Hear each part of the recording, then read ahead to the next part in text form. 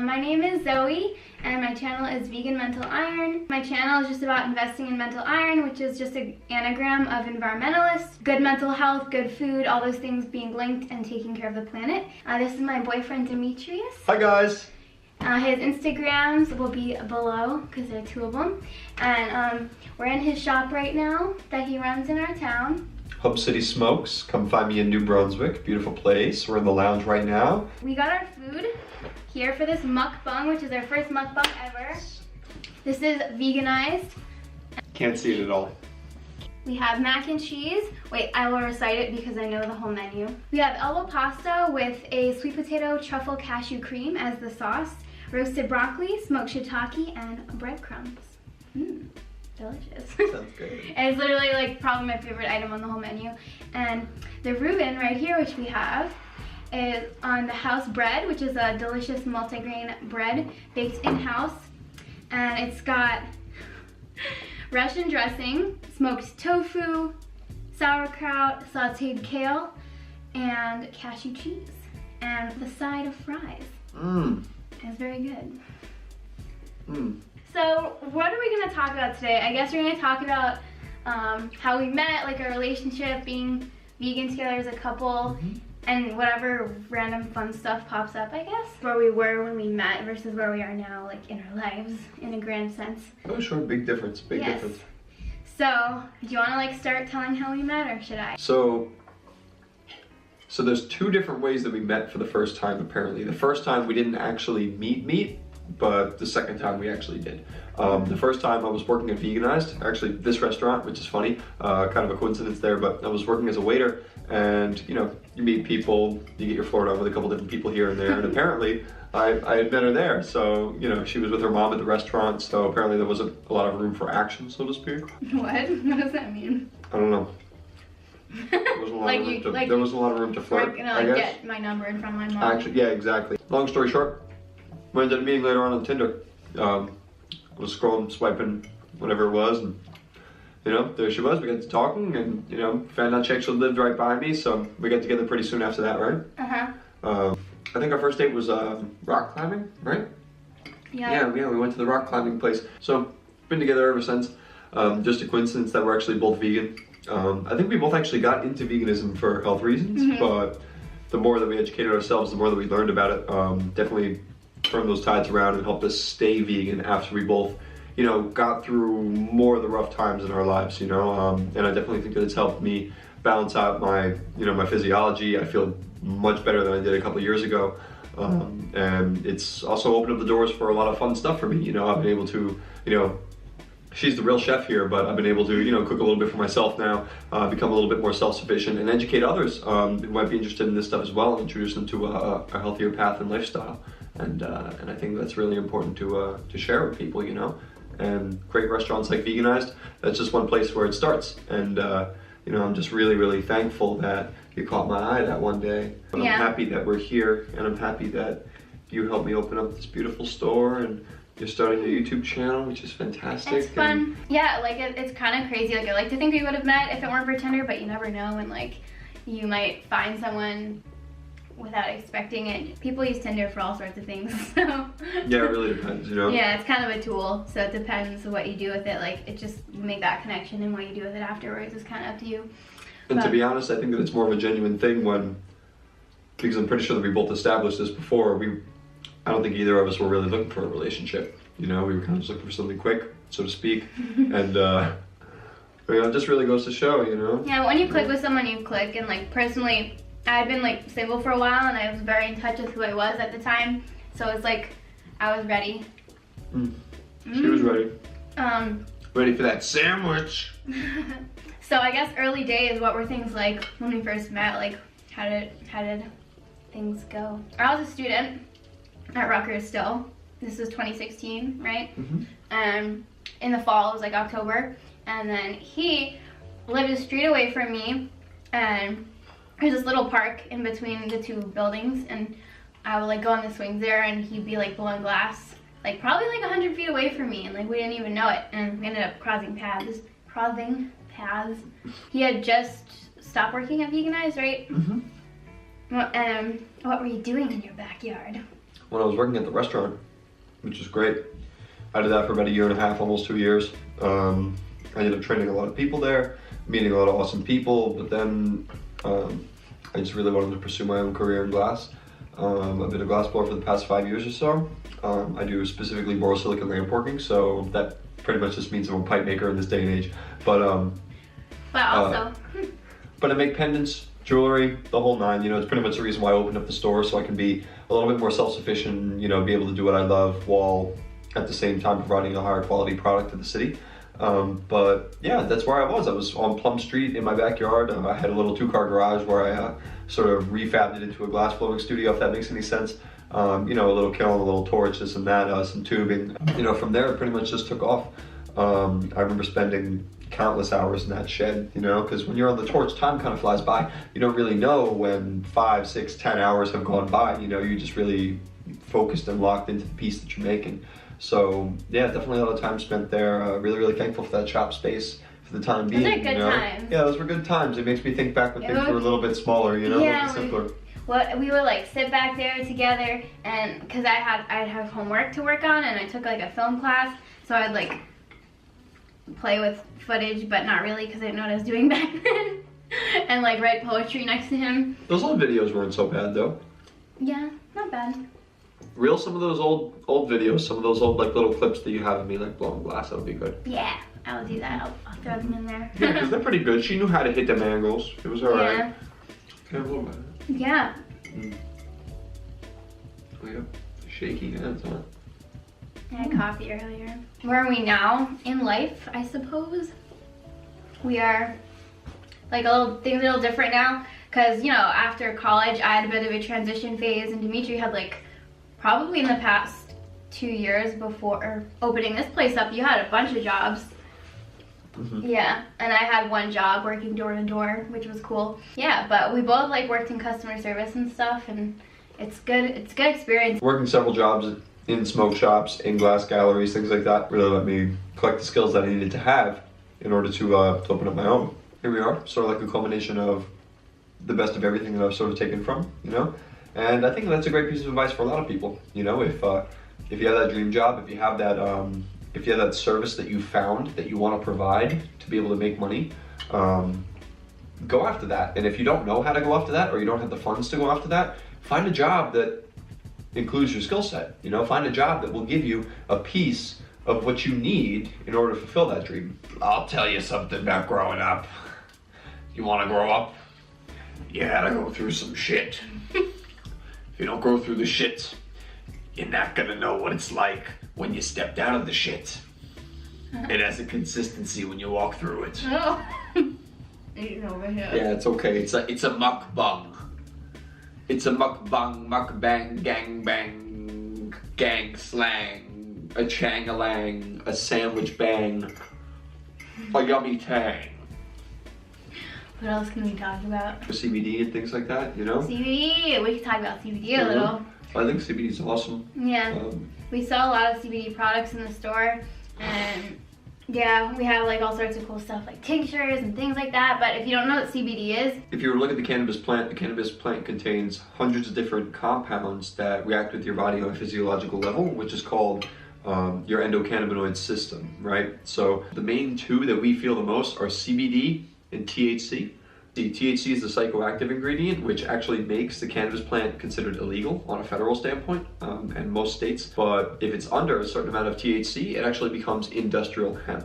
So what's pretty cool is you can get CBD with no THC. You can get CBD that has just bar minimum 0.3% THC. And taking either the isolated CBD or the full spectrum type of CBD has different effects for your body as well. You know, like for example, when I wake up, I use CBD for, you know, pain control and appetite, so I can eat in the morning, and a little bit of focus as well, you know. But if it were in a larger amount, like let's say later on in the day, if I wanted a little bit more, it would help me with, you know, going to sleep if I needed to, a little bit of pain relief, and kind of just relaxation throughout the day, you know. Like I like to use a large amount at night. I like it because there's a tincture, so there's a dropper, and you can kind of control how much CBD you're getting in there. If I wanted to though, I could take a smaller dose in the morning and it's not gonna make me sleepy or counteract my coffee or make me really feel it too much. But I just like to save it because I got the real good stuff. I got like a 1500 milliliter mg. Wow, 1500 mg. That'd be a lot. 1500 milliliters of CBD tincture. Wow. That'd be fun. Great. Be sure to drop a comment below and let us know how CBD gets you through your daily life, or if you have a loved one or a family member, friend, anything like that that uses CBD in their daily diet, and what they'd recommend or what you'd recommend to somebody. I'm sure somebody in the comments who's reading through it, who doesn't necessarily have a lot of experience or doesn't really know where to start, could definitely use some of that information. So, you know, knowledge is power, let's share it. Yeah, so we were together about 2 months. We decided to go on a camping trip, our very first camping trip together, to the Brendan T. Byrne State Forest, right? Yeah, and that's the Pine Barrens, and if you're from New Jersey, you'll understand why it's so creepy. So the Pine Barrens have legends in New Jersey that there's the Jersey Devil there, and like we went in the middle of the dead of winter. There was nobody there. This being one of my first times in a national park, just camping like on an actual campground, it was interesting to see like, oh, so this is how people camp. You don't just go out into the woods. There's actual like places like set out, like a fire pit and everything. And I was like, oh, that's good. It's a little bit more responsible than just sort of a free-for-all, which is what I thought it was and what I used to do when I was a kid. You can totally do that too. I'm thankful and happy that we did have a campsite. And, or did we? Or did we? Or did we? Because realistically, when we got there, it was like really late. We packed up everything, and I remember you packed way too much stuff for this trip. I mean, I kept you well fed. It was like a 2-hour conversation, like just getting everything in the bag and stuff. We had 3 coolers and, you know, I'm exaggerating. You're of course, embarrassing me on the internet. Yep, that's fine. That's but we did have really good food the whole time. And we pretty much ate all the food we brought, so. Yeah, it was pretty good. It was pretty good. No, she did a really good job. I'd rather be over-prepared than under-prepared. It's the motto. I'd rather be over than under-prepared, if that makes any sense. So we end up going. Her mom ends up driving us down. I didn't really want to take the car or leave it anywhere. We didn't have a car then. We didn't? No. No way. That was like, she's like, what do you want for the holidays? And I was like, can you just give me a ride? Oh, that's when I had the Mercury. So Zoe's mom ends up offering to take us down, which is really nice because it's a couple hours drive. Zoe's mom has a boyfriend. Let's call him T, okay?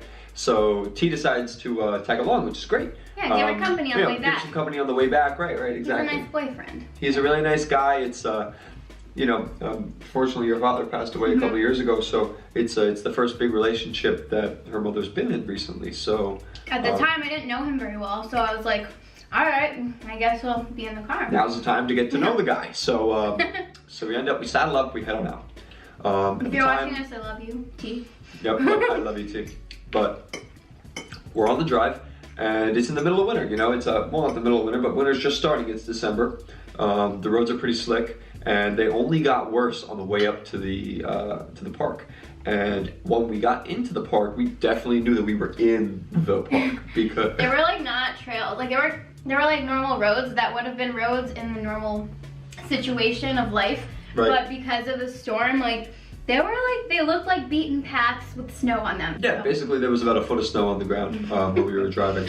I don't know, so we were pretty skeptical on the drive up because we had this little Mazda 3 between 4 people and 3 coolers. It doesn't have like all-wheel. There was 1 cooler, by the way. I know. It's a joke. And the GPS was not working.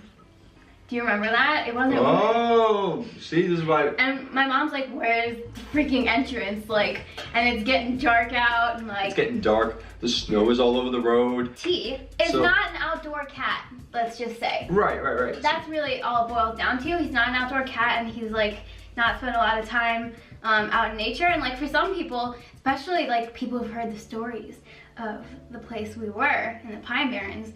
It's a little creepy. Well, the fact that we didn't have GPS, and I love T, but he got real scared that night. I don't know what else to say. And I didn't know him very well then. We didn't know him very well then. So not knowing this man, I pretty much the first, maybe the second time I've ever met him. I think it was the first time that I met the guy. He's in the passenger seat in the front, and I'm right behind him in the car. And I remember there were several points where I saw him grab his own door handle, like. I don't know what he was ready to do, but maybe... I forgot about that. I don't know, open up the door, leave the car, because he had persisted that we had turned around. As soon as snow hit the ground, he was like, oh, well, this isn't a good idea, we should just go home.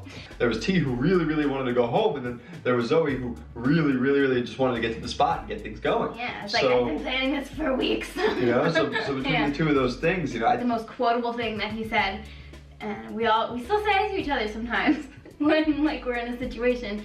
He's like, we're gonna die out here. We're gonna die out here. We're gonna die out here. We gotta turn around. I think it rubbed off on me a little bit because we'll get into what happened later, but like I got really scared about something that same night.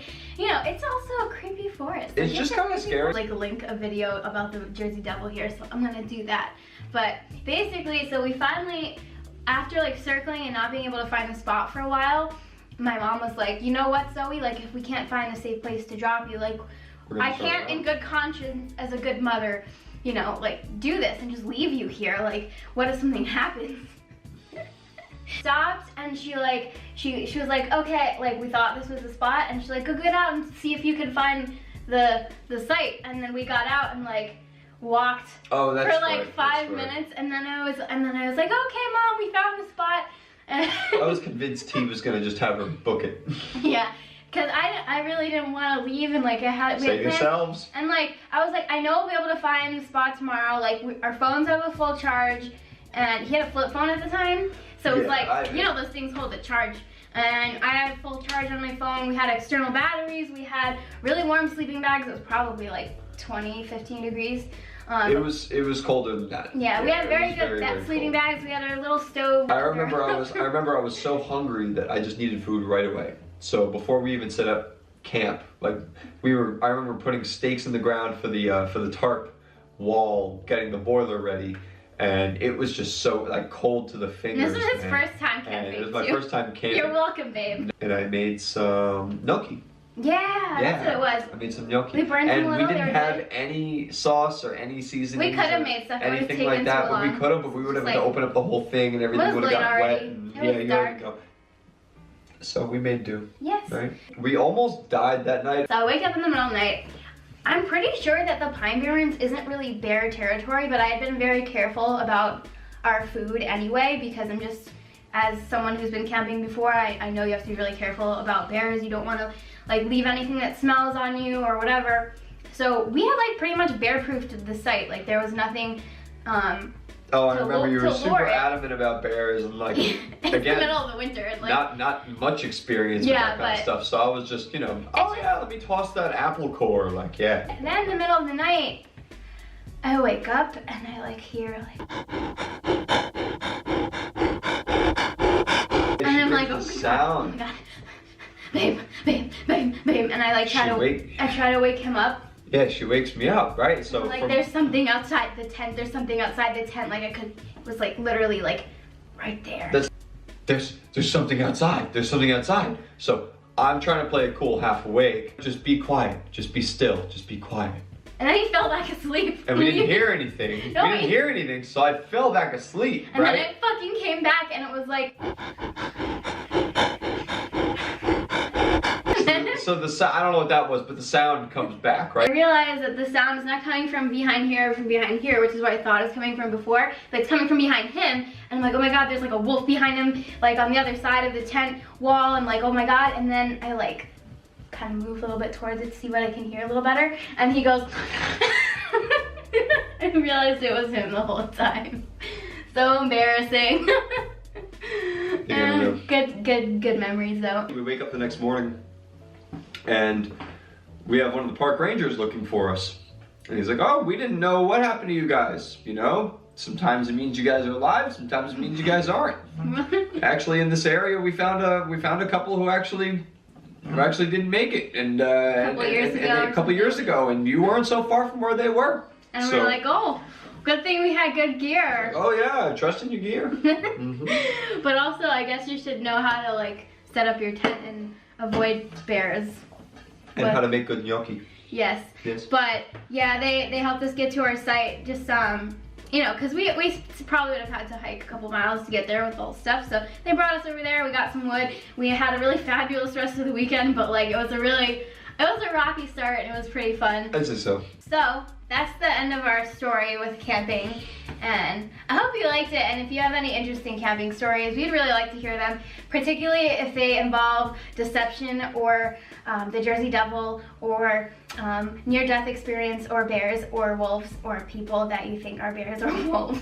So please let us know if that has happened to you, so I don't feel as bad about myself. You should definitely get food from them. I'm gonna link their website and menu and everything and their Instagram in the description box, so make sure to check that out. And they're opening a new location soon actually, so that'll be really exciting. It's gonna be even bigger and it'll be open in like probably about a month or so. And yeah, it's gonna be really great. I think we're gonna close the video out. Please subscribe if you're new to my channel and you haven't already, and hit that notification bell, and I forget which corner, but please hit it. It'll help you so you know when I post a new video. Please like this video with your weird little thumb. I want to show it. Look at this. Look at this. I'm missing like a joint, whatever. Please like the video. You are missing a joint. Wow. It's called something dactyl. Oh, Petri dactyl. I can't date her anymore, guys. She doesn't have posable thumbs. They're posable. Are they? Posable? They're not posable though. Fashion show some. Okay. Vegan Mental Iron, everybody. Vegan Mental Iron. Be sure to drop a comment below. Yeah. And if you're not new, be sure to tell a friend about it and you know, share the video, put it on Facebook, put it on Instagram, put it on Twitter. Tell people, hey, there's two crazy people on YouTube that eat food and talking to a camera. You can listen to them try to get through a really simple story together, and it'll be a lot of fun. I say bye. Oh, giant foot. Bye. Bye. Okay, stop. That's how cameras die.